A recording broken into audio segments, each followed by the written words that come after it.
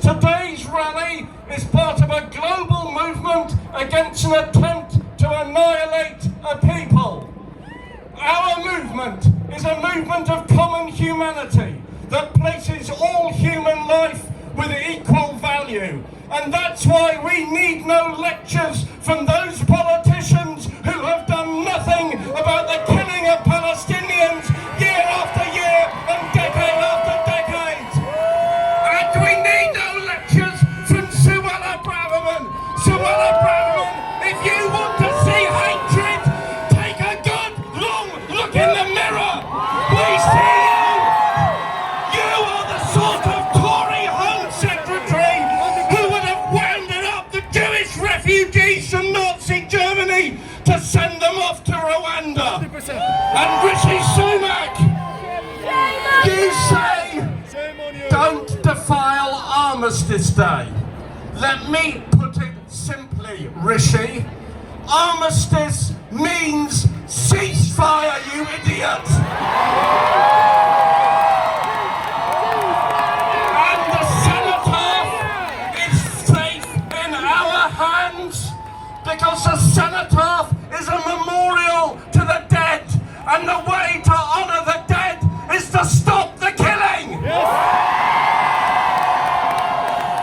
And brothers and sisters, we are facing a genocide. We can see it on our TV screens, but we don't even need to watch TV. We can hear it from the mouths of Israeli politicians. Netanyahu says, treat the Palestinians like the Amalekites, who were wiped out. The Israeli public diplomacy minister, she said, erase all of Gaza from the face of the earth. The Gaza monsters will fly to try and enter Egypt, or they will die. So, if it looks like a genocide, if it sounds like a genocide, and if those in charge are calling it a genocide, then it is a genocide, and we have to stop it. Now we know that the Netanyahu government is a government of criminals, but there are other criminals, even bigger criminals, and they're much closer to home. They work just down the road in Downing Street, in Washington, without whom the Israelis could not persecute the Palestinian people. And these are the people that have brought us war after war after war. And the martyred dead of Gaza are joining the hundreds of thousands of Iraqis, of Afghans, of Libyans, killed by governments that know only war. Imperialism is our enemy, and imperialism must be defeated, and the politicians who support it must answer for what they have done. And let me say on that point, it's probably never been said before, the Labour Mayor of Burnley spoke for the country when he said Keir Starmer should resign. You have no morality, you have no principles. Let the establishment put him back in the cupboard they found him in. Because we say, in our thousands, in our millions, we are all Palestinians. Now, brothers and sisters, we can't just be Palestinians from Saturday afternoon. We have to be Palestinians when it comes to the next general election, and no politician who does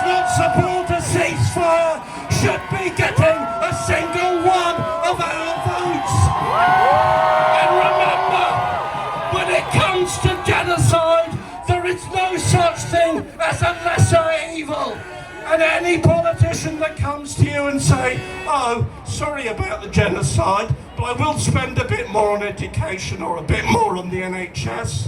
Remember the children of Gaza who have no education, no health service, because you would not support a ceasefire. So brothers and sisters, we have two demands: ceasefire today, justice tomorrow. And now, here we are in the centre of London. Wave those flags, wave them proud, wave them high, let them see him in Gaza. Let's tell the Palestinian people, this is London, this is Britain, we're with you today, tomorrow, forever. Thank you all of you for making that journey. Thank you all of you for being the presence.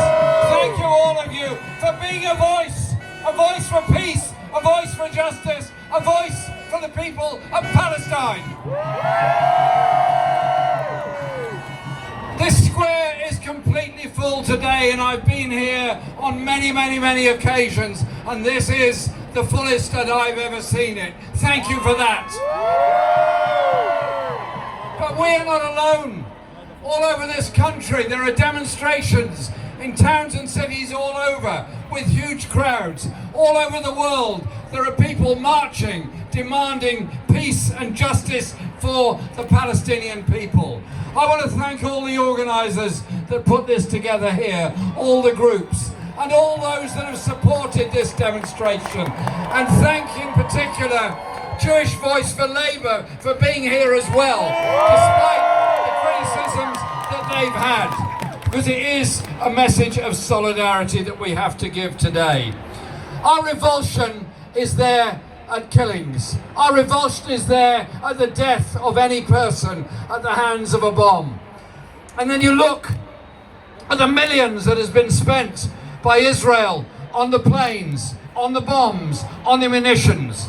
And then you look at the shortage of medicines, food and water, and you think, but for all that money being spent on weapons of destruction all over, we could deal with so many social problems, not just in Palestine, but all over the world. It's a question of recalibrating our thought process.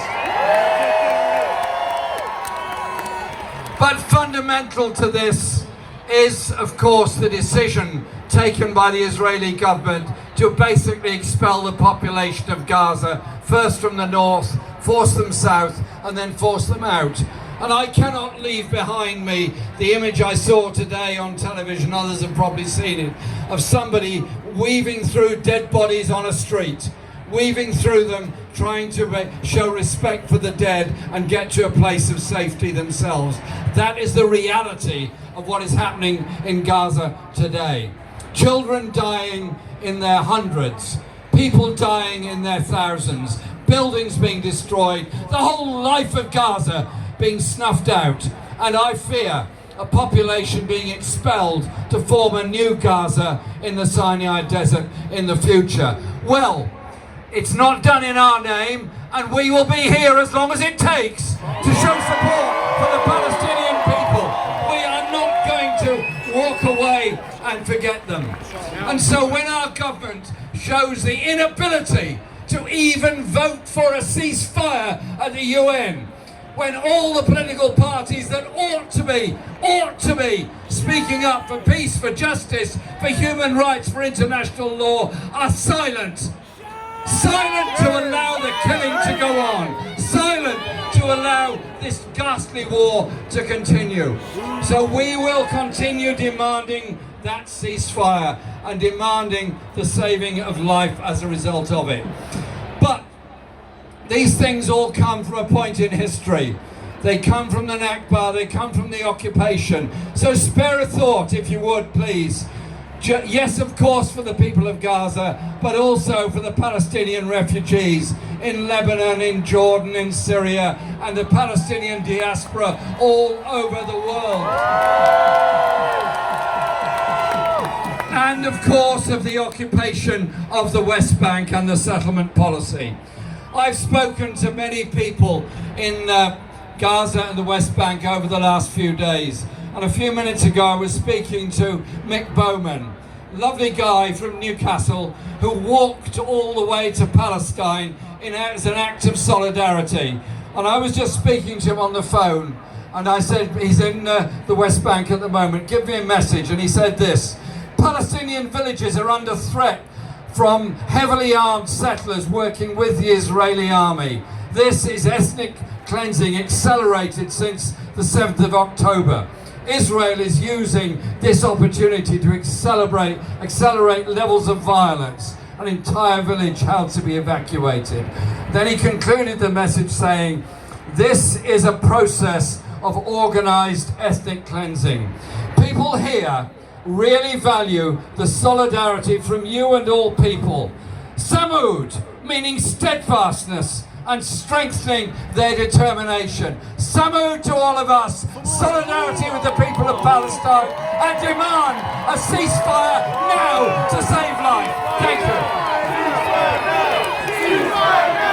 Ceasefire now! Let the politicians in 10 Downing Street hear us from here. Not in our name! Not in our name! Not in our name! Not in our name! Not in our name! Standing here together today, we undoubtedly send a message of rejection, a message of disgust, an objection to green lighting of genocide committed against our people by Israel. The decision makers in this country have shamefully allowed massacres to happen, to be committed against innocent civilians, against the children. The anniversary of the Balfour Declaration was mere days ago. This declaration makes Britain responsible for the historic suffering of the Palestinian people, making it even more urgent for this government to take action against the crimes of Israel committed in Gaza and the West Bank. The conflict didn't begin 3 weeks ago or 4 weeks ago, but rather 106 days ago, during which Palestinian people tasted the scourge of an occupation, killing, displacement, theft of land, and deprivation of rights. In 3 weeks, ladies and gentlemen, Israel murdered more than 9,000 Palestinian souls. 9,000, and the governments are still silent. 9,000, including 4,000 children. If we bring those 4,000 children and fit them in the schools in London, 11 schools, 11 children's schools, school children have been murdered. 11 schools will be empty, no children in them.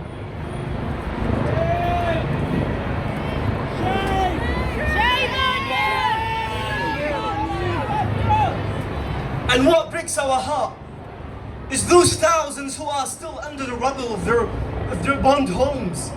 We don't know if they're alive or dead, thirsty, or they need food or oxygen.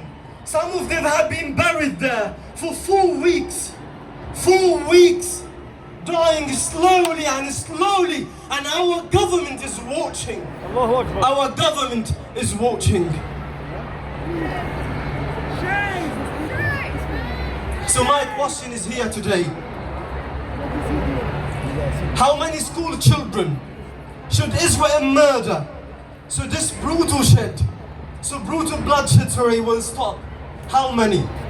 How many school children should Israel murder so our government can listen and demand an immediate ceasefire?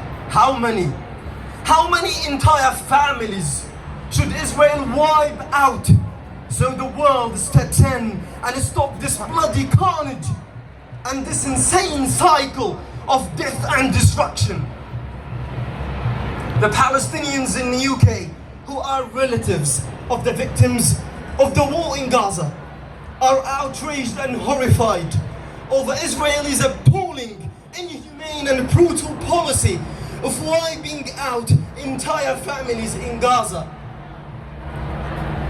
Since the start of this ongoing indiscriminate aggression on Gaza's civilians, we have all witnessed the deliberate bombing of residential buildings, homes, schools, churches, mosques and hospitals that are full of families with children. Most of them were forcibly displaced from their homes searching for safety.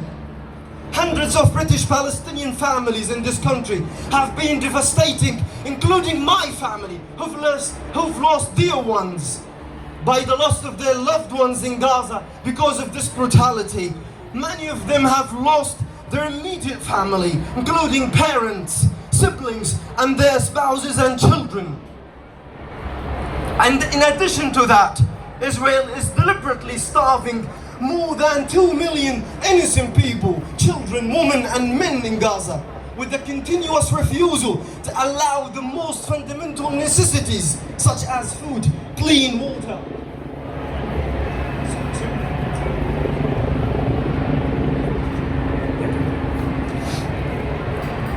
These acts of brutal collective punishment committed by Israel against our people is not only illegal, but also goes against all the principles and values of international human rights. It is a war crime. It is a war crime.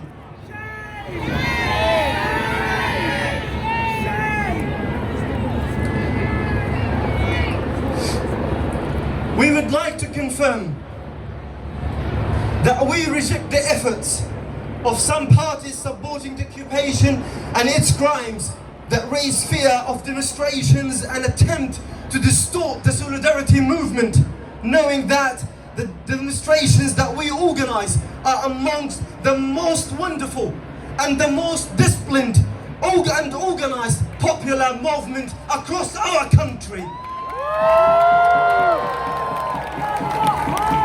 We reject attempts to restrict the freedom of expression when it comes to the crimes of the Israeli occupation against the Palestinian people. This goes against all British values and principles. And finally, I would like to say, and let the world, the entire world, hear us. Our spirit is unbreakable.